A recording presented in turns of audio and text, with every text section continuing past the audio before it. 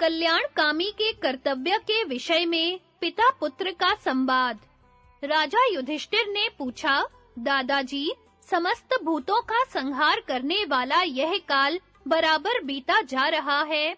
ऐसी अवस्था में बताइए, क्या करने से मनुष्य का कल्याण हो सकता है? भीष्म जी बोले, युधिष्ठिर, इस विषय में यह पिता और पुत्र का संवाद रूप पुरातन इतिहास प्रसिद्ध है। सुनो।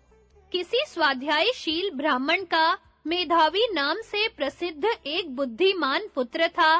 वह मोक्ष, धर्म और अर्थ में कुशल तथा लोक स्थिति को जानने वाला था। एक दिन उसने अपने स्वाध्याय परायण पिता से कहा, पिताजी, मनुष्य की आयु बड़ी तेजी से बीती जा रही है। ऐसा जानकर बुद्धिमान मनुष्य को क्या करना चाहिए? आप मुझे यथार्थ धर्म का उपदेश कीजिए, जिससे मैं क्रमशः उसका आचरण कर सकूं। पिता ने कहा, बेटा, मनुष्य को चाहिए कि पहले ब्रह्मचर्य व्रत लेकर वेदा अध्ययन करे, फिर गृहस्थाश्रम में प्रवेश करके पितरों की सद्गति के लिए पुत्र उत्पन्न करे और अगन्या दान पूर्वक यज्ञ आदि करे। इसके बाद वानप्रस्थ आश्रम में रहे और फिर सन्यासी हो जाए। पुत्र बोला, पिताजी, यह लोक तो अत्यंत ताड़ित और सब ओर से घिरा हुआ जान पड़ता है। इसमें अमोघ वस्तुओं का पतन हो रहा है। फिर भी आप निश्चिंत से होकर कैसी बातें कर रहे हैं? पिता ने कहा, बेटा, तुम मुझे डराते क्यों हो? भला यह लोक किससे ताड़ित है? कौन इसे सब ओर से घेरे हुए है? और इसमें कौन सी अमोघ वस्तुओं का पतन हो रहा है? पुत्र बोला, देखिए, मृत्यु इसे अत्यंत ताड़ित कर रही है। जरावस्था ने इसे सब ओर से घेर रखा है और रात दिन इसमें नित्य पतित होते रहते हैं। यह बात आपके ध्यान में कैसे नहीं आती? अमोघ रात्रियां नित्य ही आती हैं और चली जाती हैं। यह भी मैं अच्छी तरह जानता हूँ कि मौत मेरे कहने से क्षण भर भी नहीं रुकेगी। यह सब जानकर भी मैं अपने कल्याण साधन में किस प्रकार ढील डाल सकता हूँ? प्रत्येक रात्रि बीतने के साथ आयु क्षीण हो रही है, तो समझदार मनुष्य को यही समझना चाहिए कि उसका दिन व्यर्थ ही गया। ऐसी स्थिति में छिछले जल में रहने वाली मछली के समान कौन सुख मान सकता है? मनुष्य की कामनाएं पूर्ण होने भी नहीं पाती कि मृत्यु उसे दबोच लेती है। इसलिए जो काम कल्याणकारक हो, उसे आज ही कर डालो। समय को हाथ से मत निकलने दो, क्योंकि मृत्यु तो काम पूरा न होने पर भी प्राणियों को खींच ही ले जाएगी। जो काम कल करना हो, उसे आज करो, और जो दोपहर बाद करना हो, उसे पहले ही पूरा कर लो, क्योंकि मौत यह नहीं देखती कि इसका काम अभी पूरा हुआ है या नहीं। यह कौन जानता है कि आज किसकी मृत्यु हो जाएगी? अतः युवावस्था में ही मनुष्य को धर्म का आचरण करना चाहिए, क्योंकि जीवन का कोई ठिकाना नहीं है। धर्माचरण करने से मनुष्य का यश होता है और इसे इहलोक तथा परलोक में सुख मिलता है। जो मनुष्य मोह में डूबा रहता है, वही पुत्र और स्त्री के लिए खटपट में लगा रहता है और कार्य अकार्य कुछ भी करके उनका पोषण करता है। उसके पास पुत्र और पशुओं की अधिकता होती है और उन्हीं में उसका चित्त आसक्त रहता है। वह निरंतर भोगों के ही संग्रह में लगा रहता है, फिर भी उनसे उसकी तृप्ति नहीं होती। किंतु ऐसी स्थिति में ही मौत उसे इस प्रकार उठा ले जाती है, जैसे व्याघ्री अपने सोते हुए शिकार को। वह सोचता है कि यह काम तो पूरा हो गया, यह अभी करना है और यह अधूरा ही पड़ा है। किंतु इस धुन में मस्त हुए उस पुरुष को मौत झट अपने वश में कर लेती है। मनुष्य अपने खेत, दुकान और घर के ही चक्कर में पड़ा रहता है। उनके लिए तरह-तरह के कर्म करता है, परंतु उनका फल मिलने भी नहीं पाता कि मौत उसे उठाकर ले जाती है। मनुष्य दुर्बल हो या बलवान, शूरवीर हो या डरपोक, अथवा मूर्ख हो या विद्वान, मौत उसकी समस्त कामनाओं के पूर्ण होने से पहले ही उसे उठा ले जाती है। पिताजी, जब इस शरीर में मृत्यु, जरा, व्याधि और अनेकों कारणों से होने वाले दुखों का तांता लगा ही रहता है, तो आप इस प्रकार निश्चिंत से हुए क्यों बैठे हैं? मौत और बुढ़ापा, ये दोनों तो जीव के जन्म के साथ लगे हुए हैं। इन दोनों का सभी स्थावर जंगमों से संबंध है। अतः ग्राम या नगर में रहकर स्त्री पुत्रों में आसक्ति रखना तो जीव को बांधने वाली रस्सी के ही समान है। केवल पुण्यात्मा पुरुष ही इसे काट कर निकल पाते हैं। पापी पुरुष इसे नहीं काट सकते। जो मनुष्य मन, वाणी और शरीर से जीवों को कष्ट नहीं पहुंचाता, वे जीव भी उसके जीवन और अर्थ की हानि नहीं करते। सत्य के बिना कोई भी मनुष्य मृत्यु की सेना का सामना नहीं कर सकता। इसलिए असत्य को त्याग देना चाहिए, क्योंकि अमृतत्व सत्य में ही है। अतः मनुष्य को सत्य व्रत का आचरण करना चाहिए, सत्य योग में तत्पर रहना चाहिए और इंद्रियों का दमन करना चाहिए। इस प्रकार सत्य के द्वारा ही वह मृत्यु पर विजय प्राप्त करे। अमृत और मृत्यु, ये दोनों इस शरीर में ही विद्यमान है। मोह से मृत्यु होती है और सत्य से अमृतत्व प्राप्त होता है। अतः अब मैं हिंसा से दूर रहूंगा, सत्य की खोज करूंगा, काम और क्रोध को हृदय से निकाल दूंगा, सुख दुख में समान रहूंगा, जिसमें दूसरों को सुख मिले ऐसा आचरण करूंगा और मृत्यु के भय से मुक्त हो जाऊंगा। मैं शांति यज्ञ का अनुष्ठान करूंगा, इंद्रियों का दमन करूंगा, मननशील होकर ब्रह्म यज्ञ में तत्पर रहूंगा तथा जप रूप वाग यज्ञ, ध्यान रूप मनोयज्ञ और गुरु शुश्रूषा आदि रूप कर्म यज्ञ का आचरण करूंगा। जिसकी वाणी और मन सदा एकाग्र रहते हैं तथा जो तप, त्याग और सत्य में तत्पर रहता है, वह सब कुछ प्राप्त कर लेता है। संसार में ज्ञान के समान कोई नेत्र नहीं है, सत्य के समान कोई तप नहीं है, राग के समान कोई दुख नहीं है और त्याग के समान कोई सुख नहीं है। एकांतवास, समता, सत्य भाषण, सदाचार, अहिंसा, सरलता और सब प्रकार के काम्य कर्मों से निवृत्ति, इनके समान ब्राह्मण का कोई और धन नहीं है।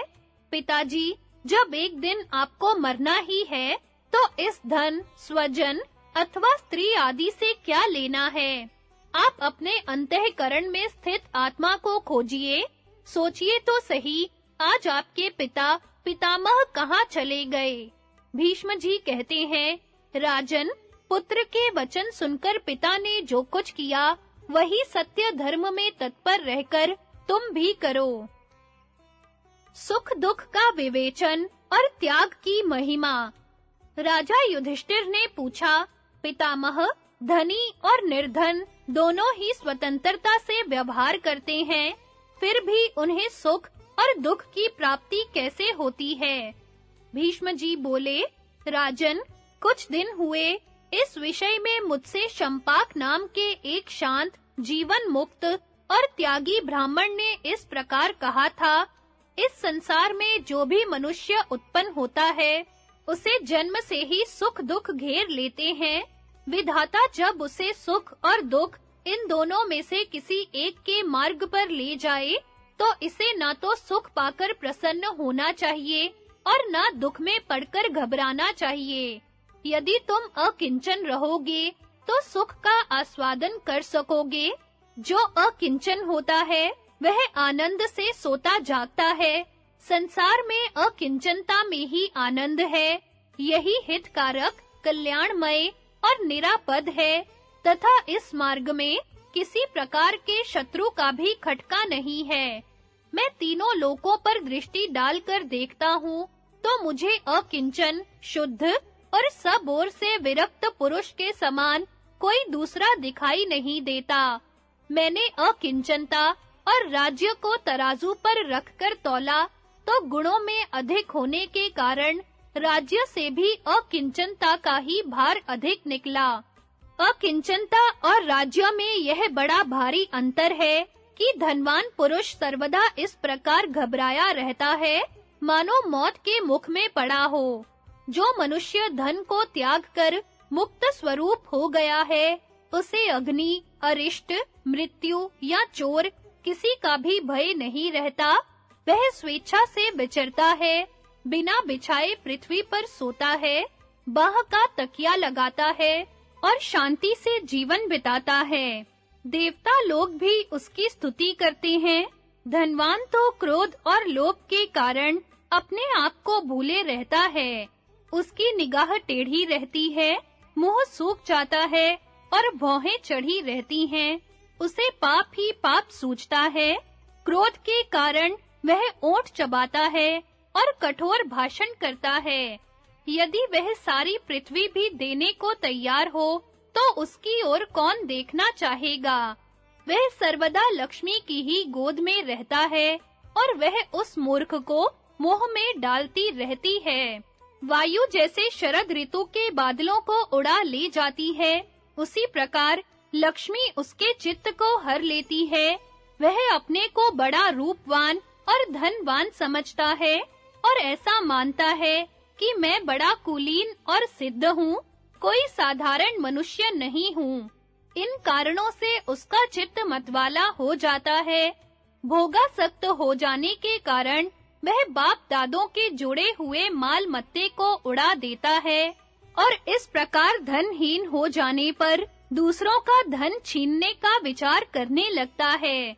इस तरह जब वह मर्यादा का उल्लंघन करता है और जहां-तहां से धन संग्रह की चेष्टा करने लगता है, तो राजपुरुष उसकी इस प्रवृत्ति में बाधा उपस्थित करते हैं। इस प्रकार उस पुरुष को संसार में तरह-तरह के दुखों का सामना करना पड़ता है। अतः अनित्य शरीरों के साथ लगे हुए पुत्रेषणा आदि लोक धर्मों की ओर न देखकर अपने दूषित आचरणों से अवश्य प्राप्त होने वाले इन महान दुखों की विचार पूर्वक चिकित्सा करनी चाहिए। कोई भी मनुष्य त्याग किए बिना न तो सुख पा सकता है, न परमात्मा को पा सकता है और न निर्भय होकर सो सकता है। अतः तुम सर्वस्व त्याग कर सुखी हो जाओ। युधिष्ठिर, पहले शंपाक मुनि ने हस्तिनापुर में मुझसे ये बातें कही थी, अतः त्याग ही सबसे श्रेष्ठ माना। त्याग के विषय में मंकी का दृष्टांत तथा विदेह राज जनक और मुनिवर बोध्य की उक्तियां। राजा युधिष्ठिर ने पूछा, दादाजी, यदि कोई मनुष्य तरह-तरह के उद्योग करने पर भी धन न पा सके, तो इस धन तृष्णा में ग्रस्त रहते हुए उसे क्या करने से सुख मिल सकता है? भीष्म जी बोले, राजन, सबके प्रति समता का भाव रखना, धन आदि के लिए विशेष खटपट में न पड़ना, सत्य भाषण करना, भोगों से विरक्त रहना और कर्म में आसक्त न होना, इन 5 बातों के होने से मनुष्य सुख पा सकता है। इस विषय में एक बार मंकी ने विरक्त होकर जो कुछ कहा था, वह पुरातन इतिहास मैं तुम्हें सुनाता हूँ। मंकी ने धनोपार्जन के लिए बहुत प्रयत्न किया, किंतु उसे सफलता न मिली। तब थोड़े से बचे खुचे धन से उसने भार सहने योग्य 2 बछड़े खरीदे। एक दिन उन्हें सधाने के लिए वह जुए में जोत कर ले चला। रास्ते में एक ऊंट बैठा था, वे उसे बीच में करके एकदम दौड़ पड़े। जब वे उसकी गर्दन के पास पहुंचे, तो ऊंट को बहुत बुरा लगा और वह खड़ा होकर उन दोनों को गर्दन पर लटकाए बड़े जोर से दौड़ने लगा। इस प्रकार उस उन्मत्त ऊंट के द्वारा अपहरण किए जाते हुए बछड़ों को मरते देखकर मंकी कहने लगा, मनुष्य कैसा ही चतुर हो, किंतु उसके भाग्य में नहीं होता, तो प्रयत्न करने पर भी उसे धन नहीं मिल सकता। पहले अनेकों असफलताओं का सामना करने पर भी मैं धनोपार्जन की चेष्टा में लगा ही था। सो देखो, विधाता ने इन बछड़ों के बहाने ही मेरे सारे प्रयत्न को मिट्टी में मिला दिया। इस समय काकतालीय न्याय से ही यह ऊंट मेरे बछड़ों को लटकाए इधर-उधर दौड़ रहा है। मेरे दोनों प्यारे बछड़े ऊंट की गर्दन में मणियों के समान लटके हुए हैं। यह एकमात्र देव की ही लीला है। यदि कभी कोई पुरुषार्थ सफल होता दिखाई देता है, तो खोजने पर वह भी देव का ही किया जान पड़ता है। अतः जिसे सुख की इच्छा हो, उसे वैराग्य का ही आश्रय लेना चाहिए। जो पुरुष धनोपार्जन की चिंता छोड़कर उपरत हो जाता है, वह सुख की नींद सोता है। आहा, शुकदेव मुनि ने क्या ही अच्छा कहा है। जो मनुष्य अपनी समस्त कामनाओं को पा लेता है और जो उनका सर्वथा त्याग कर देता है, उन दोनों में कामनाओं को पाने वाले की अपेक्षा त्यागने वाला ही श्रेष्ठ है। ओ कामनाओं के दास, तो सब प्रकार की कर्म वासनाओं से अलग हो जा, शांति धारण कर विषयासक्ति को छोड़ दे। इस अर्थ वासना ने तुझे बार-बार छकाया है, तो भी तू इससे उपरत नहीं होता। तूने बार-बार धन संचय किया और बार-बार नष्ट होता गया। ओ मूढ़, भला इस अर्थ लोलुपता से तू कब अपना पिंड छुड़ाएगा? अरे, मेरी कैसी मूर्खता है जो मैं तेरा खिलौना बना हुआ हूँ। ऐसा कौन पुरुष होगा जो इस प्रकार दूसरों का दास बनकर रहेगा? काम निश्चय ही तेरा हृदय वज्र का बना हुआ है। इसी से सैकड़ों अनर्थों से व्याप्त होने पर भी इसके सैकड़ों टुकड़े नहीं होते। मैं तेरी जड़ को भी खूब जानता हूँ। तू संकल्प से उत्पन्न होता है। अच्छा, मैं तेरा संकल्प ही नहीं करूँगा, तब तो तू मूल सहित नष्ट हो जाएगा। यों तो धन के संकल्प में ही सुख नहीं है, वह मिल जाए तो भी चिंता ही बढ़ती है, और यदि एक बार मिलकर नष्ट हो जाए, तब तो मौत ही आ जाती है। तथा उद्योग करने पर भी यह निश्चय नहीं होता कि वह मिलेगा भी या नहीं। मिल भी जाए तो इससे संतोष नहीं होता, फिर और भी पाने की तृष्णा बढ़ती है। गंगा जल को पीकर जैसे-जैसे उत्तरोत्तर उसे पीते रहने की ही इच्छा होती है, उसी प्रकार धन का स्वभाव भी तृष्णा की निवृत्ति ना होने देना ही है। मैं अच्छी तरह समझ गया हूँ, तू मेरा सत्यानाश करने वाला ही है, इसलिए अब मेरा पिंड छोड़ दे। जिस प्राण ने मेरे इस भूत समष्टि रूप शरीर में बसेरा किया है, वह भी स्वेच्छा से इसमें रहे अथवा चला जाए। तुम जो अहंकार आदि हो, काम और लोभ के ही अनुचर हो, मेरा तुमसे कोई नाता नहीं है। अतः अब कामनाओं को छोड़कर मैं सत्य का ही आश्रय लूंगा। मैं सब भूतों को अपने शरीर और मन में देखते हुए, बुद्धि को योग में, चित्त को श्रवण मनन आदि में और आत्मा को ब्रह्म में लगाऊंगा। इस प्रकार सब प्रकार की आसक्ति छोड़कर आनंद से सर्वत्र विचरूंगा, जिससे कि फिर तू मुझे दुखों में न पटक सके। काम, तृष्णा, शोक और परिश्रम, इनका उत्पत्ति स्थान तू ही है। मैं तो समझता हूँ, धन का नाश होने पर जो दुख होता है वही सबसे बढ़कर है। धन में जो थोड़ा सा सुख का अंश देखा जाता है, वह भी दुख के ही लिए है। जिस पुरुष के पास धन होने का संदेह होता है, उसे लुटेरे मार डालते हैं अथवा उसे नित्य प्रति तरह-तरह की पीड़ाएं देकर तंग करते रहते हैं। यह बात तो मैं बहुत दिनों से जानता था कि अर्थ लोलुपता दुख रूप है। काम, तेरा पेट भरना बड़ा कठिन काम है। तू पाताल के समान दुष्पूर है। तू मुझे दुखों में फंसाना चाहता है, किंतु अब तू मुझ पर फिर अधिकार नहीं जमा सकता। देववश धन का नाश होने से आज मुझे वैराग्य प्राप्त हुआ है। अतः अब अत्यंत उपरत होकर मैं भोगों की इच्छा नहीं करूंगा। अब तक मैंने बहुत से दुख सहे हैं। मैं ऐसा मूर्ख था कि कुछ समझता ही नहीं था। इस समय धन का नाश होने से मेरी सब खटपट मिट गई। अब मैं मौज से सोऊंगा। काम, मैं मन की सारी चेष्टाओं को छोड़कर तुझे दूर कर दूंगा। अब तू मेरे पास नहीं रह सकेगा। जो लोग मेरा तिरस्कार करेंगे, उन्हें मैं क्षमा करूंगा। जो मुझे कष्ट पहुंचावेगा उसका कोई अहित नहीं करूंगा। जो द्वेष करेगा उसके अप्रिय व्यवहार का कोई विचार न करके उससे मीठी-मीठी बातें करूंगा। मैं तृप्त और स्वस्थ चित्त रहूंगा तथा जो कुछ अनायास ही प्राप्त होगा उसी से निर्वाह कर लूंगा। तू मेरा शत्रु है, मैं तेरी इच्छा पूर्ण नहीं होने दूंगा।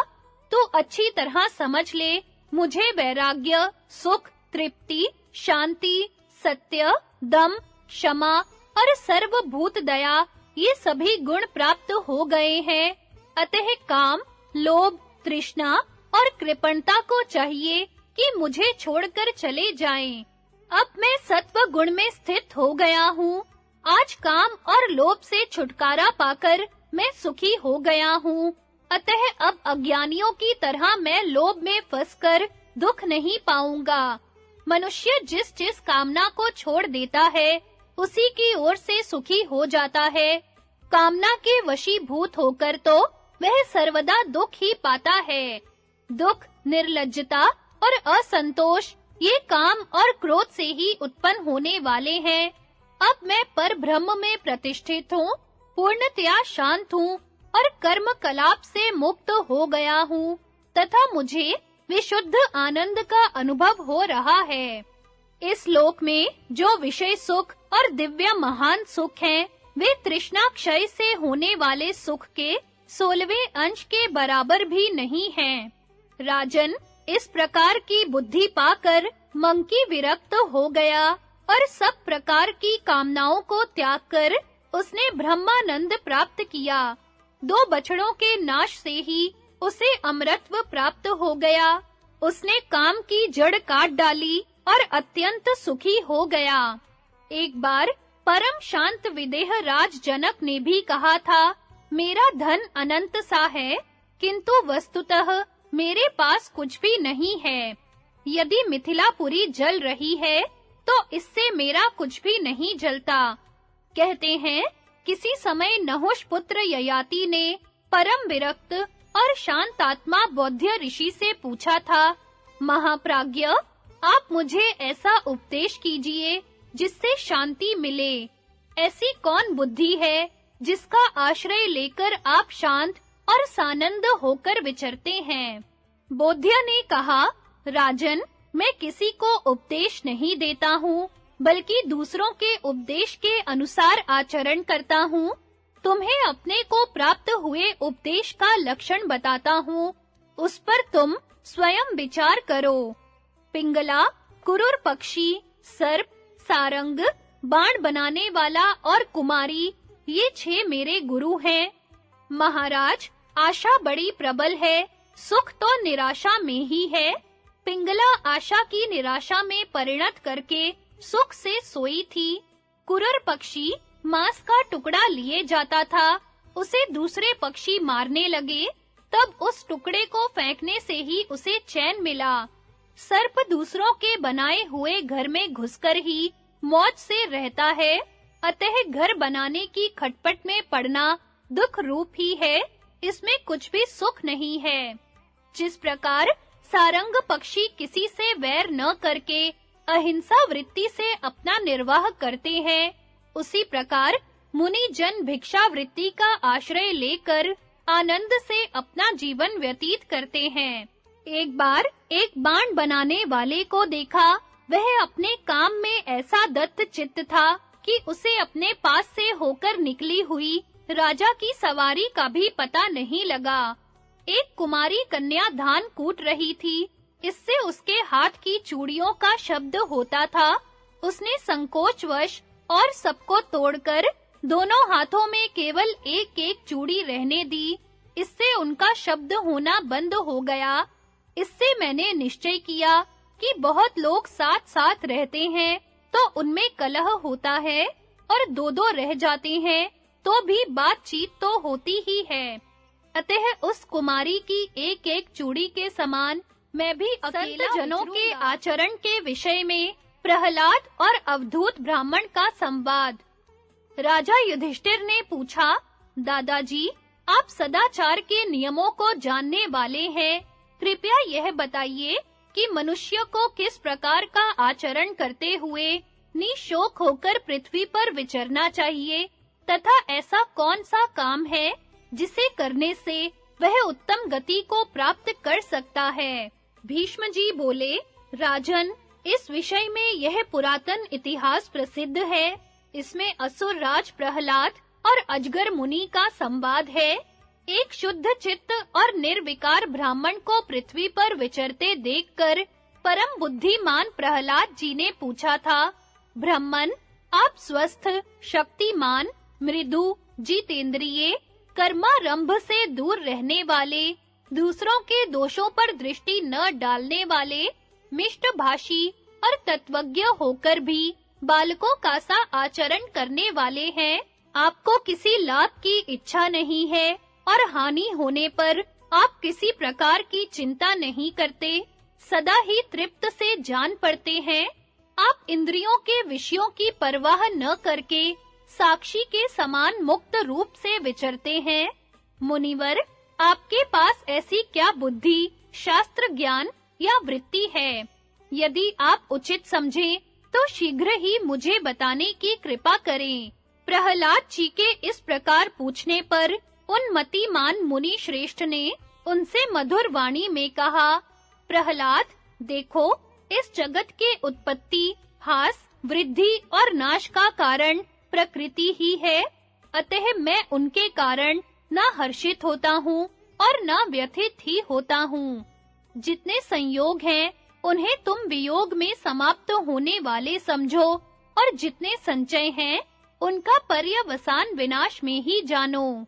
यह सब देखकर मैं तो कहीं अपने मन को नहीं लगाता।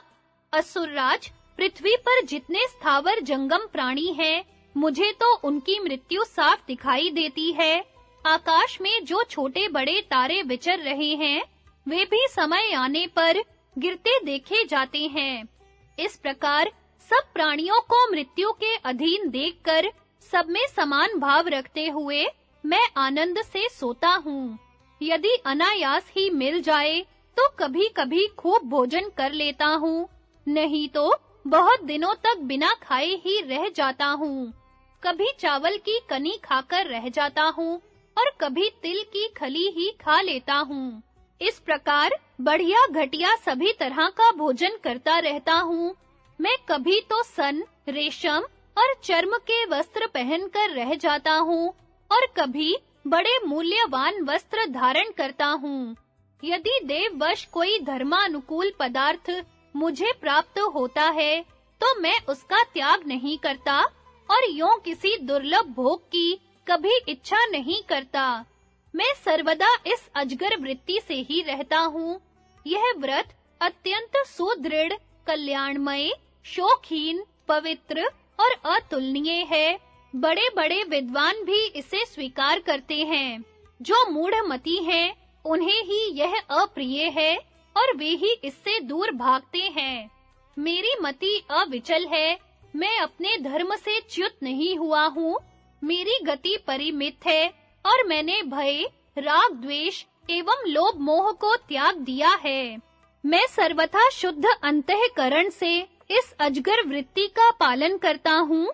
अनियत रूप से जो कुछ फल या भक्ष्य भोज्य आदि मिल जाता है, उसी से निर्वाह कर लेता हूँ तथा प्रारब्ध के अनुसार देश काल की व्यवस्था रखता हूँ।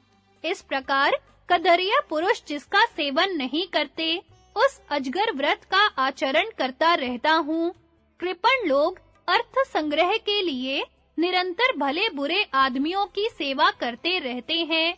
यह देखकर तथा सुख दुख, लाभ हानि, प्रीति अप्रीति और जीवन मरण विधाता के हाथ में है, ऐसा जानकर मैंने भय, राग, मोह और अभिमान को त्याग दिया है, धैर्य और बुद्धि को अपनाया है तथा अब मैं पूर्णतया शांत हो गया हूँ। मेरे सोने बैठने का कोई नियत स्थान नहीं है। मैं स्वभाव से ही यम, नियम, व्रत, सत्य और शौच का पालन करता हूँ और किसी फल की मुझे इच्छा नहीं है। इस प्रकार बड़े आनंद से मैं इस अजगर व्रत का आचरण करता हूँ। मन, वाणी और बुद्धि की उपेक्षा करके इनको प्रिय लगने वाले विषय सुखों की दुर्लभता तथा अनित्यता को उपलक्षित सा कराता हुआ अजगर व्रत का पालन करता हूँ। मूर्ख लोग इस अति दुष्कर तप को ठीक-ठीक नहीं समझ सकते, परंतु मैं तो इसे सर्वथा निर्दोष और अविनाशी समझता हूँ तथा सब प्रकार के दोष और तृष्णाओं को नष्ट करके मनुष्यों में विचरता रहता हूँ। भीष्म जी कहते हैं, राजन, जो महापुरुष राग, भय, लोभ, मोह और क्रोध को त्याग कर इस अजगर व्रत का पालन करता है, वह इस लोक में आनंद से विचरता है। मनुष्य को सद्बुद्धि का आश्रय लेना चाहिए। इस विषय में काश्यप ब्राह्मण और इंद्र का संवाद। युधिष्ठिर ने पूछा, पितामह, कृपया यह बताइए कि मनुष्य को बंधुजन, कर्म, धन और बुद्धि इनमें से किसका आश्रय लेना चाहिए? भीष्म जी बोले, राजन, प्राणियों का प्रधान आश्रय उनकी बुद्धि है। बुद्धि ही उनका सबसे बड़ा लाभ है और संसार में बुद्धि ही उसका कल्याण करने वाली है। राजा बलि, प्रहलाद, नमूची और मंकी ने भी बुद्धि बल से ही अपना-अपना अर्थ सिद्ध किया था। संसार में बुद्धि से बढ़कर और क्या है? इस विषय में इंद्र और काश्यप ब्राह्मण का संवाद रूप एक प्राचीन इतिहास प्रसिद्ध है। कहते हैं, पूर्व काल में काश्यप नाम का एक बड़ा संयमी और तपस्वी ऋषि पुत्र था। उसे धन के मद में चूर किसी वैश्य ने अपने रथ के धक्के से गिरा दिया। गिरने से वह बहुत दुखी हुआ और क्रोधवश आपे से बाहर होकर कहने लगा, दुनिया में निर्धन मनुष्य का जीवन व्यर्थ है, इसलिए अब मैं आत्मघात कर लूंगा। उसे इस प्रकार क्षुब्ध चित्त देखकर इंद्र उसके पास गीदड़ का रूप धारण करके आया और कहने लगा, मुनिवर, मनुष्य योनि पाने के लिए तो सभी प्राणी उत्सुक रहते हैं, उसमें भी ब्राह्मणत्व की प्रशंसा तो सभी ने की है। आप तो मनुष्य हैं, ब्राह्मण हैं और शास्त्रज्ञ भी हैं। ऐसा दुर्लभ शरीर पाकर आपको उसमें दोषानुसंधान नहीं करना चाहिए। अजी, जिन्हें भगवान ने हाथ दिए हैं, उनके तो मानो सभी मनोरथ सिद्ध हो गए हैं। इस समय आपको जैसे धन की लालसा है, उसी प्रकार मैं तो केवल हाथ पाने के लिए उत्सुक हूँ। मेरी दृष्टि में हाथ मिलने से बढ़कर संसार में कोई भी लाभ नहीं है। देखिए, मेरे शरीर में कांटे लगे हुए हैं, किंतु हाथ ना होने से मैं उन्हें निकाल नहीं सकता। किंतु जिन्हें भगवान से दो हाथ मिले हैं, वे वर्षा, शीत और घाम से अपनी रक्षा कर सकते हैं। जो दुख बिना हाथ के दीन, दुर्बल और बेजुबान प्राणी सहते हैं, सौभाग्यवश वे तो आपको सहने नहीं पड़ते।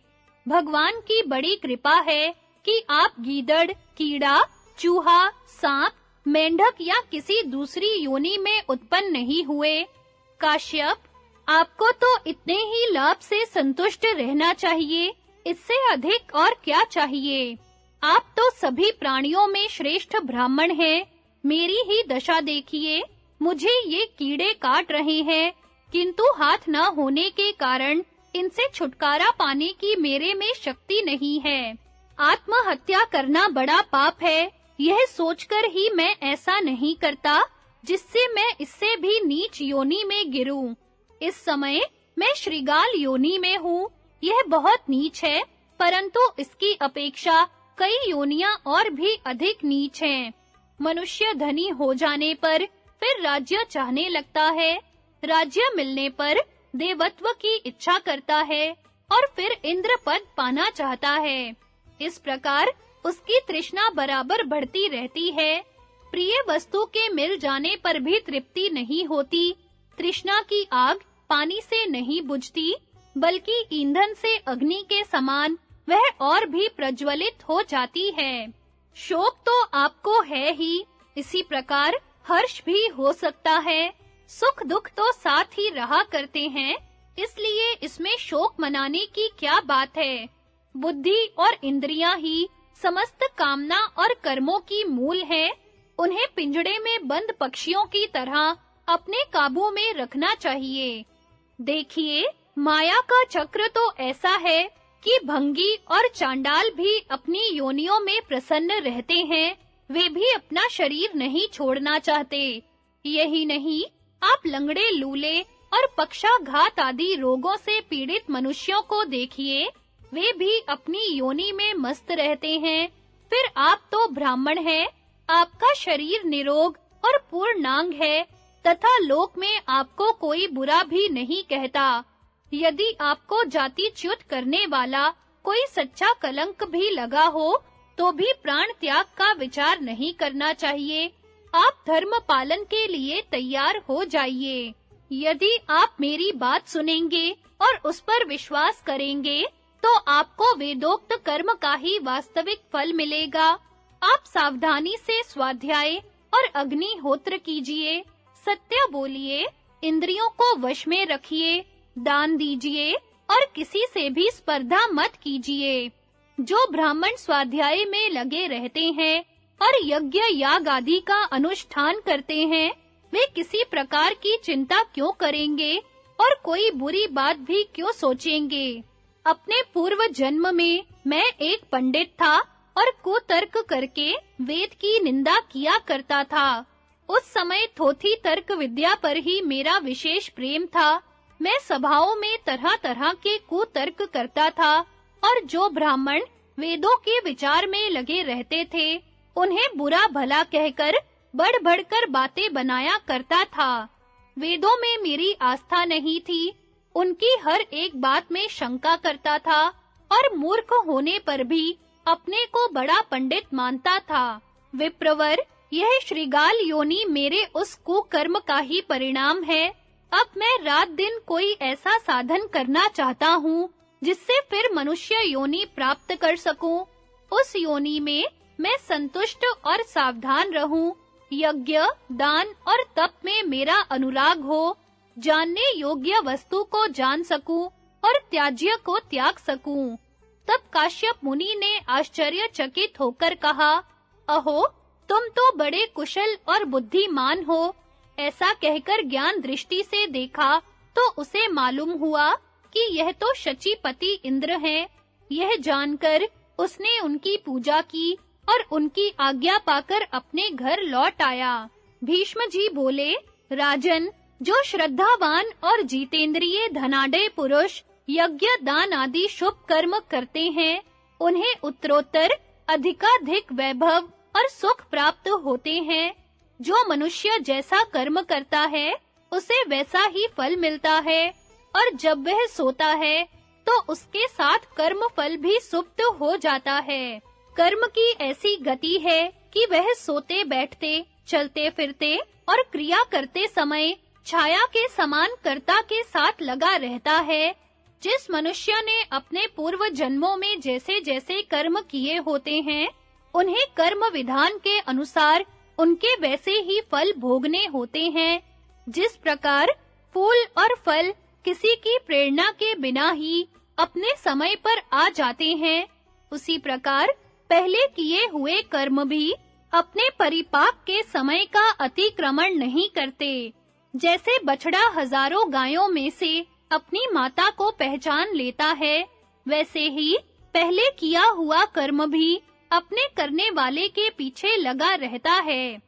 जिस प्रकार पहले से भिगोकर रखा हुआ वस्त्र धोने से साफ हो जाता है, वैसे ही जो उपवास पूर्वक तपस्या करते हैं, उन्हें कभी ना समाप्त होने वाला महान सुख मिलता है। जिस प्रकार आकाश में पक्षियों के और जल में मछलियों के चरण चिन्ह दिखाई नहीं देते, वैसे ही ज्ञानियों की गति का पता नहीं लगता। अतः जो काम अपने अनुकूल और हितकर जान पड़े, वही संसार और शरीरों के मूल तत्वों का वर्णन। युधिष्ठिर ने पूछा, दादाजी, इस स्थावर जंगम जगत की उत्पत्ति कहाँ से हुई है और प्रलय होने पर यह कहाँ चला जाता है? समुद्र, आकाश, पर्वत, मेघ, भूमि, अग्नि और वायु के सहित इस लोक की रचना किसने की है? प्राणियों की उत्पत्ति, वर्णों का विभाग, शुद्धि अशुद्धि के नियम और धर्माधर्म की विधि, इन सब की कल्पना कैसे हुई? जीवित प्राणियों का जीव कैसा है? उनमें जो मरते हैं वे कहाँ चले जाते हैं तथा उनका इस लोक से परलोक में जाने का क्या क्रम है? ये सब बातें मुझे सुनाइए। भीष्म जी बोले, राजन, इस विषय में यह पुरातन इतिहास प्रसिद्ध है। एक बार परम तेजस्वी महर्षि भृगु कैलाश के शिखर पर बैठे थे। उन्हें देखकर उनसे भरद्वाज मुनि ने यही प्रश्न किया। तब भृगु जी बोले, मुने, महर्षियों के सुनने में ऐसा आया है कि आरंभ में एक मानस देव था। वह आदि अंत से रहित, अभेद्य और अजर अमर था। वह अव्यक्त नाम से प्रसिद्ध तथा शाश्वत, अक्षय और अविनाशी था। उसी से सब जीवों की उत्पत्ति होती है और मरने पर वे उसी में लीन होते हैं। उस स्वयंभू मानस देव ने पहले एक तेजोमय दिव्य कमल की रचना की। उससे वेद स्वरूप ब्रह्मा की उत्पत्ति हुई। वह अहंकार नाम से भी प्रसिद्ध है और समस्त भूतों का आत्मा तथा उनकी रचना करने वाला है। ये जो 5 महाभूत हैं, इनका वास्तविक स्वरूप भी वह ब्रह्मा ही है। पर्वत उसकी अस्थियां हैं, पृथ्वी उसका मेद और मांस है, समुद्र रुधिर है, आकाश उदर है, पवन श्वास है, अग्नि तेज है, नदियां नाड़ियां हैं, चंद्रमा और सूर्य नेत्र हैं, आकाश सिर है, पृथ्वी पैर है और दिशा भुजाएं हैं। इस अचिंत्य पुरुष को जानना सिद्धों के लिए भी कठिन है। यही भगवान विष्णु हैं और अनंत नाम से प्रसिद्ध हैं। यह समस्त भूतों का आत्मा और अंतर्यामी है। जिनके चित्त मलिन हैं, वे इसे नहीं जान सकते। भरद्वाज ने पूछा, भगवन, आकाश, दिशा, पृथ्वी और वायु का कितना-कितना परिमाण है? यह बताकर मेरा संदेह दूर कीजिए। भृगु जी ने कहा, मुनिवर, यह आकाश तो अनंत है।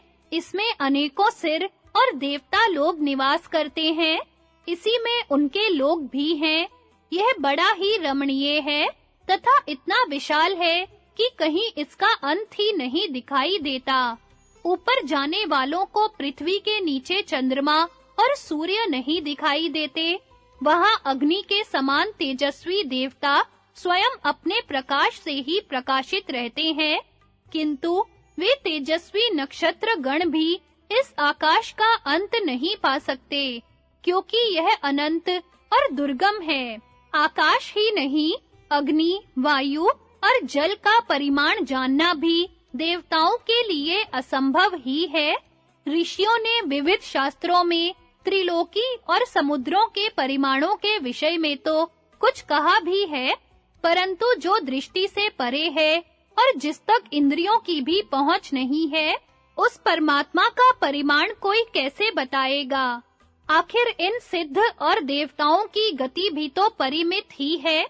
अतः परमात्मा का अनंत नाम उसके गुण के अनुरूप ही है। भरद्वाज ने पूछा, मुनिवर, लोक में ये 5 धातु ही महाभूत कहलाते हैं, जिन्हें ब्रह्मा ने सृष्टि के आरंभ में रचा था और जिनसे ये सब लोक व्याप्त हैं। परंतु ब्रह्मा जी ने तो और ही हजारों भूतों की रचना की है। फिर इन्हीं को भूत कहना कहाँ तक युक्ति संगत है? भृगु जी बोले, मुने, ये 5 असीम हैं, इसलिए इन्हें महा कहा जाता है और इन्हीं से समस्त स्थूल भूतों की उत्पत्ति होती है। अतः इन 5 की ही महाभूत संज्ञा होनी उचित है। मनुष्य का शरीर भी इन 5 भूतों का ही संघात है। इसमें जो गति है वह पवन का भाग है, खोखलापन आकाश का अंश है, ऊष्मा अग्नि का अंश है, लहू आदि तरल पदार्थ जल के अंश हैं और हड्डी मांस आदि ठोस पदार्थ पृथ्वी के अंश हैं। इस प्रकार स्थावर जंगम सारा जगत इन 5 भूतों से ही बना है तथा श्रोत्र, घ्राण, रसना, त्वचा और नेत्र संज्ञक इंद्रियां भी इन्हीं के परिणाम हैं। भरद्वाज ने पूछा, भगवन, आप कहते हैं कि समस्त स्थावर जंगम इन 5 महाभूतों से ही बने हैं, किंतु स्थावरों के शरीरों में तो ये पांचों तत्व देखे नहीं जाते। वृक्षों को ही लीजिए, वे ना सुनते हैं, ना देखते हैं, ना गंध और रस का ही अनुभव करते हैं और ना उन्हें स्पर्श का ही ज्ञान है। फिर वे 5 भौतिक कैसे कहे जा सकते हैं? उनमें ना तो द्रवत्व देखा जाता है, ना अग्नि का अंश है और ना पृथ्वी या वायु का भाग ही देखा जाता है, तथा आकाश का तो कोई प्रमाण ही नहीं है, इसलिए उन्हें भौतिक नहीं कहा जा सकता।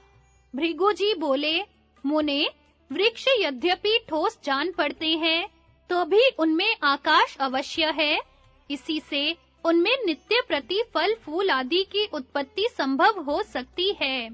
उनके अंदर जो ऊष्मा है, उसी से उनके पत्ते, छाल, फल और फूल कुम्हलाते हैं तथा ये सब मुरझाते और झड़ जाते हैं।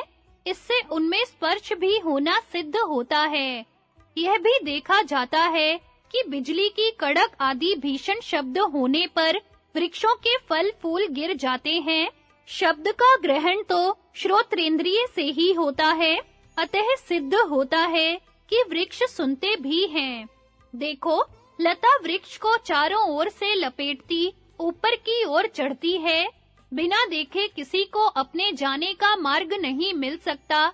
इससे सिद्ध होता है कि वृक्ष देखते भी हैं। सुगंध और दुर्गंध से तथा भांति-भांति की धूप देने से वृक्ष निरोग होते हैं और उनमें फूल आ जाते हैं। इससे उनका सूंघना भी सिद्ध होता है। वृक्षों में रसनेंद्रिय भी है, क्योंकि वे अपनी जड़ से जल पीते हैं और कोई रोग होने पर जड़ में औषधि डालकर उनकी चिकित्सा भी की जाती है। जिस प्रकार मनुष्य कमल नाल के द्वारा मुंह से जल खींचते हैं, उसी प्रकार वृक्ष वायु की सहायता से अपनी जड़ द्वारा जल पीते हैं। इसी से उन्हें पादप कहा जाता है। वृक्षों में सुख दुख का भी ज्ञान देखा जाता है तथा वे काटने पर फिर उग आते हैं। इससे सिद्ध होता है कि वे जीव युक्त हैं, अचेतन नहीं है। वे अपनी जड़ के द्वारा जो जल खींचते हैं, उसे उनके अंदर रहने वाले वायु और अग्नि पचाते हैं। इस प्रकार आहार का परिपाक होने से उनमें चिकनाहट आती है और वे बढ़ते हैं। जंगमों के शरीर में भी 5 भूत रहते हैं, किंतु उनके स्वरूप में भेद रहता है। शरीर में त्वचा, मांस, अस्थि, मज्जा और स्नायु, ये 5 वस्तुएं पृथ्वीमय हैं। तेज, क्रोध, चक्षु, ऊष्मा और जठरानल, ये 5 अग्निमय हैं। श्रोत्र, घ्राण, मुख, हृदय और उदर, ये 5 आकाश के अंश हैं। कफ, पित्त, स्वेद, चर्बी और रुधिर, ये 5 जलीय अंश हैं तथा प्राण, अपान, उदान, समान और व्यान, ये 5 वायु के विकार हैं। प्राण के द्वारा मनुष्य एक स्थान से दूसरे स्थान पर जाता है। व्यान से बलपूर्वक होने वाले कार्य करता है। अपान शरीर में ऊपर से नीचे की ओर जाता है। समान हृदय में स्थित है और उदान से मनुष्य उच्छ्वास लेता तथा कंठ तालवादी स्थान भेद से शब्दोच्चारण करता है। इस प्रकार ये 5 वायु प्रत्येक देहधारी से भिन्न-भिन्न क्रियाएं कराती हैं। जीव भूमि के कारण ही अपने में गंध गुण का अनुभव करता है। जल के कारण रस को जानता है। तेजोमय चक्षु के द्वारा रूप को देखता है और वायुमय त्वक से स्पर्श का अनुभव करता है। शब्द, स्पर्श, रूप, रस और गंध, ये पृथ्वी के गुण माने गए हैं। इनमें से मैं गंध के गुणों का विस्तार बताता हूँ। इष्ट, अनिष्ट, मधुर, कटु, निर्हारी, संहत, स्निग्ध, रुक्ष और विशद भेद से पार्थिव गंध 9 प्रकार का है। शब्द, स्पर्श, रूप और रस, ये जल के गुण माने गए हैं। इनमें से रस ज्ञान का विस्तार सुनो। उदार चेता ऋषियों ने रस के अनेकों भेद कहे हैं। उनमें मधुर, लवण, तिक्त, कषाय, अमल और कटु, ये 6 प्रकार के रस जलमय हैं। शब्द, स्पर्श और रूप ये 3 गुण तेज के हैं। रूपों का ज्ञान तेज से होता है और उनके अनेकों भेद हैं। ह्रस्व, दीर्घ, स्थूल, चौकोना, गोल, सफेद, काला, लाल, पीला, नीला, अरुण, कठोर, चिकना, श्लक्षण, स्निग्ध, मृदु और दारुण ये 16 प्रकार रूप के हैं। शब्द और स्पर्श ये 2 गुण वायु के हैं। वायु का प्रधान गुण स्पर्श है और उसके अनेकों प्रकार हैं। उष्ण, शीत, सुखद, दुखद, स्निग्ध, विशद, खुरदरा, मृदु, रूखा, हल्का, भारी और अधिक भारी ये स्पर्श के 12 भेद हैं। आकाश का एकमात्र गुण शब्द ही है, वह कई प्रकार का है। प्रधानतया उसके 7 भेद हैं। षडज, ऋषभ, गांधार, मध्यम, पंचम, दैवत और निषाद। अपने व्यापक रूप से तो शब्द सर्वत्र है, किंतु विशेष रूप से इसकी उपलब्धि नगाड़े आदि में होती है। मृदंग, भेरी, शंख, मेघ और रथ की घरघराहट आदि में जो कुछ शब्द सुना जाता है तथा और भी जड़ चेतन आदि के द्वारा जितने प्रकार का शब्द होता है वह इन 7 भेदों के ही अंतर्गत है। इस प्रकार आकाश जनित शब्द के अनेकों भेद हैं और वह वायु के गुण स्पर्श से मिलकर ही सुना जाता है। जल, अग्नि और वायु ये 3 तत्व देहधारियों में सर्वदा जागृत रहते हैं। ये ही शरीर के मूल हैं और प्राणों में ओतप्रोत होकर शरीर में जीव की नित्यता और सत्ता का वर्णन, चारों वर्णों की उत्पत्ति तथा उनके कर्म। भरद्वाज ने पूछा, भगवन, मृत्यु के समय जो गोदान किया जाता है उसका क्या स्वरूप है? मुमूर्ष पुरुष यह समझकर कि यह गौ परलोक में मुझे तार देगी उसे दान करता है, परंतु वह तो दान करके मर जाता है, फिर वह गौ किसे तारेगी? इसके सिवा गौ और उसका दान करने और लेने वाला ये तीनों यहीं नष्ट होते देखे जाते हैं, फिर इनका समागम कैसे होता होगा? इनमें से जो मरता है उसे या तो पक्षी खा जाते हैं या वह पर्वत से गिरकर चूर-चूर हो जाता है अथवा आग में जलकर भस्म हो जाता है। ऐसी अवस्था में उसका पुनः जीवित होना तो संभव ही कहाँ है, क्योंकि जो मर जाता है वह तो सदा के लिए ही चला जाता है। भृगु जी बोले, भरद्वाज, जीव का तथा उसके किए हुए दान या कर्म का कभी नाश नहीं होता। जीव तो उसी समय दूसरे शरीर में चला जाता है, नाश तो केवल उसके इस शरीर का ही होता है। भरद्वाज ने पूछा, मुनिवर, अब यह बताने की कृपा कीजिए कि देहधारियों के शरीरों में यदि केवल अग्नि, वायु, पृथ्वी, आकाश और जल तत्व ही विद्यमान है, तो उनमें रहने वाले जीव का क्या स्वरूप है? शरीर को चीर-फाड़ कर देखने से तो उसमें कोई जीव उपलब्ध नहीं होता। ऐसी दशा में यदि 5 भौतिक देह को जीव से रहित जड़ मान लिया जाए, तो प्रश्न होता है कि शरीर अथवा मन में पीड़ा होने पर उसके दुख का अनुभव कौन करता है? जीव किसी की कही हुई बातों को कानों से सुनता है, किंतु मन में व्यग्रता हो तो दोनों कान खुले होने पर भी कोई बात सुनाई नहीं देती। इसलिए मन के अतिरिक्त किसी जीव की सत्ता मानना व्यर्थ है। नेत्र के साथ मन का संयोग होने पर भी कोई भी इस दृश्य प्रपंच को देखता है। मन के व्याकुल होने पर तो वह देखकर भी नहीं देख पाता। इसी प्रकार नींद में पड़ा हुआ प्राणी संपूर्ण इंद्रियों के रहते हुए भी ना देखता है, ना सूंघता है, ना सुनता है और ना बोलता ही है। स्पर्श और रस का भी उसे अनुभव नहीं होता। अतः जिज्ञासा होती है कि इस शरीर में कौन हर्ष और क्रोध करता है, किसे शोक एवं उद्वेग होता है, इच्छा, ध्यान, द्वेष और बातचीत करने वाला कौन है?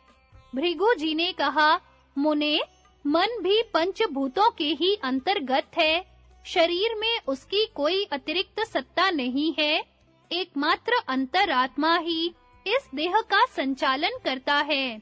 वही रूप, रस, गंध, स्पर्श और शब्द का तथा दूसरे गुणों का भी अनुभव करने वाला है।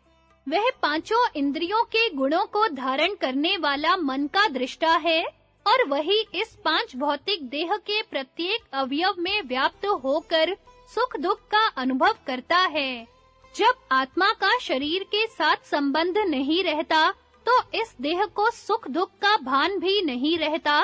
जब शरीर में स्थित अग्नि स्वरूप आत्मा इससे पृथक हो जाता है, उस समय शरीर को रूप, स्पर्श तथा आग की गर्मी का ज्ञान नहीं रहता और इसकी मृत्यु हो जाती है। आत्मा जब प्रकृति के गुणों से युक्त होता है, तो उसे क्षेत्रज्ञ कहते हैं और उन्हीं गुणों से जब वह मुक्त हो जाता है, तो उसे परमात्मा कहते हैं। क्षेत्रज्ञ को तुम आत्मा ही समझो। वह कमल के पत्ते पर पड़े हुए जल बिंदु की तरह इस शरीर में रहकर भी इससे पृथक ही है। उसके ज्ञान से संपूर्ण जगत का कल्याण होता है। वही सबसे चेष्टा कराता और करता है। देह के नष्ट हो जाने पर भी जीव का नाश नहीं होता। जो जीव की मृत्यु बतलाते हैं, वे अज्ञानी हैं और उनका वह कथन मिथ्या है। जीव तो मृत देह का त्याग करके दूसरे शरीर में चला जाता है। शरीर का नाश ही मृत्यु है। इस प्रकार आत्मा संपूर्ण प्राणियों के भीतर छिपा हुआ है। अविद्या से आच्छादित होने के कारण वह प्रकाश में नहीं आता। तत्वदर्शी महात्मा ही अपनी तीव्र और सूक्ष्म बुद्धि से उसका साक्षात्कार करते हैं।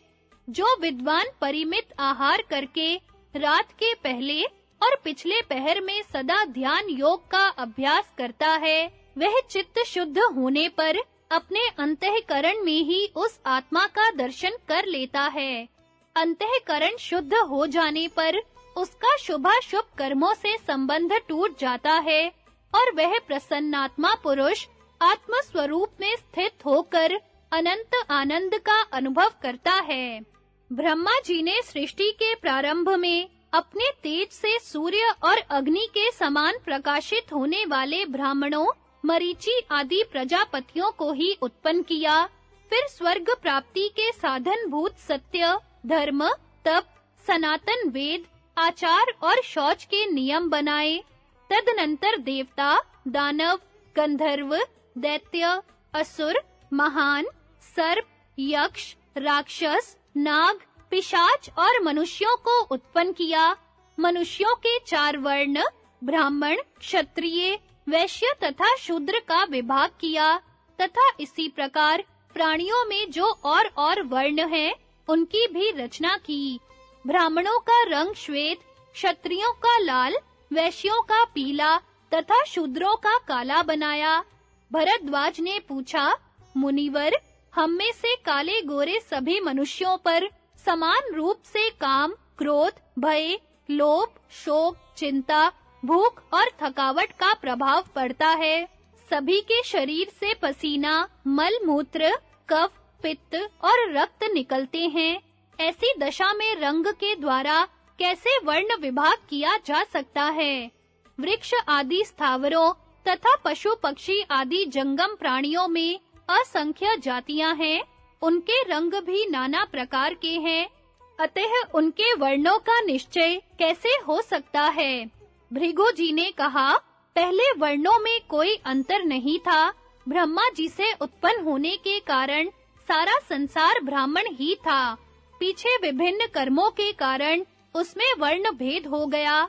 जो अपने ब्राह्मणोचित धर्म का परित्याग करके विषय भोग के प्रेमी बन गए, तीखे और क्रोध स्वभाव के हो गए, साहस का काम पसंद करने लगे और इन कारणों से जिनके शरीर का रंग लाल हो गया, वे ब्राह्मण क्षत्रिय के नाम से प्रसिद्ध हुए। जिन्होंने गौओं की सेवा ही अपनी वृत्ति बना ली, जो खेती से जीविका चलाने के कारण पीले पड़ गए और अपने ब्राह्मण धर्म को छोड़ बैठे, उन द्विजों को वैश्य कहा जाने लगा। जो शौच और सदाचार से भ्रष्ट होकर हिंसा और असत्य के प्रेमी हो गए और लोभवश सब तरह के काम करके जीविका चलाते हुए काले पड़ गए, वे शूद्र कहलाए। इस प्रकार ये 4 वर्ण हुए जो ब्राह्मण वेद की आज्ञा के अनुसार चलते और सदा ही वेद, व्रत तथा नियमों को धारण किए रहते हैं। उनकी तपस्या कभी नष्ट नहीं होती। जो इस सृष्टि को पर ब्रह्म स्वरूप नहीं जानते, वे द्विज कहलाने के अधिकारी नहीं है। ऐसे लोगों को नाना प्रकार की योनियों में जन्म लेना पड़ता है। वे ज्ञान विज्ञान से हीन एवं स्वेच्छाचारी पिशाच, राक्षस, प्रेत तथा मलेच्छ होते हैं। पीछे से ऋषियों ने अपनी तपस्या के बल से कुछ ऐसी प्रजा उत्पन्न की जो वैदिक संस्कारों से संपन्न तथा अपने धर्म कर्म में दृढ़ता पूर्वक डटी रहने वाली थी। किंतु जो आदि देव ब्रह्मा से उत्पन्न हुई है, जिसकी जड़ मूल ब्रह्मा जी ही है और जो अक्षय, अव्यय तथा धर्म में तत्पर रहने वाली है, वह सृष्टि मानसी कहलाती है। भरद्वाज जी ने पूछा, विप्रवर, अब मुझे यह बताइए कि कौन सा कर्म करने से मनुष्य ब्राह्मण, क्षत्रिय, वैश्य अथवा शूद्र होता है?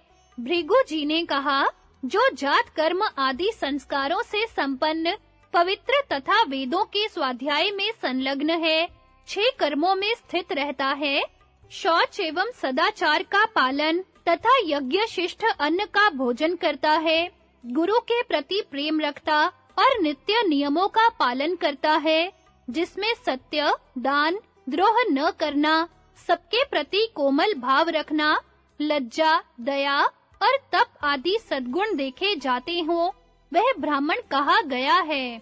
जो युद्ध आदि कर्म करता और वेदों के अध्ययन में लगा रहता है, ब्राह्मणों को दान देता और प्रजा से कर लेकर उसकी रक्षा करता है, उसको क्षत्रिय कहते हैं। इसी प्रकार जो वेद अध्ययन से संपन्न होकर व्यापार, पशुपालन और खेती के काम करता है तथा दान देता और पवित्र रहता है, वह वैश्य कहलाता है।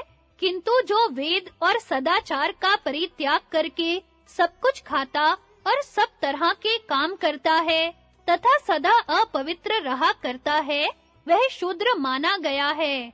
यदि ये ब्राह्मणोचित सत्य आदि गुण शूद्र में दिखाई दे और ब्राह्मण में न हो, तो वह शूद्र शूद्र नहीं और वह ब्राह्मण ब्राह्मण नहीं। हर एक उपाय से लोभ और क्रोध को दबाना ही पवित्र ज्ञान और आत्म संयम है। क्रोध तथा लोभ मनुष्य के कल्याण में सदा ही बाधा पहुंचाने को उद्यत होते रहते हैं, अतः पूरी शक्ति लगाकर उनका दमन करना चाहिए। क्रोध से श्री को, मात्सर्य से तप को, मान अपमान से विद्या को और प्रमाद से अपने को बचावे। जिसके सभी कार्य कामनाओं के बंधन से रहित होते हैं तथा जिसने त्याग की आग में सब कुछ होम दिया है, वही त्यागी और बुद्धिमान है। किसी भी प्राणी की हिंसा न करे, सबके साथ मैत्रीपूर्ण बर्ताव करे, स्त्री पुत्र आदि की ममता एवं आसक्ति को त्याग कर बुद्धि के द्वारा इंद्रियों को वश में करे और उस स्थिति को प्राप्त करे जो इहलोक और परलोक में भी निर्भय तथा शोक रहित है। नित्य तप करे, मननशील होकर मन और इंद्रियों का संयम करे, आसक्ति के आश्रय भूत देह गेह आदि में आसक्त न होकर परमात्मा को प्राप्त करने की इच्छा रखे, मन को प्राण में और प्राण को ब्रह्म में स्थापित करे। वैराग्य से ही निर्वाण प्राप्त होता है। उसे पाकर किसी अनात्म पदार्थ का चिंतन नहीं होता। ब्राह्मण संसार से पर वैराग्य होने पर परब्रह्म परमात्मा को अनायास ही प्राप्त कर लेता है। सर्वदा शौच और सदाचार का पालन करना तथा संपूर्ण प्राणियों पर दया रखना, यह ब्राह्मण का लक्षण है।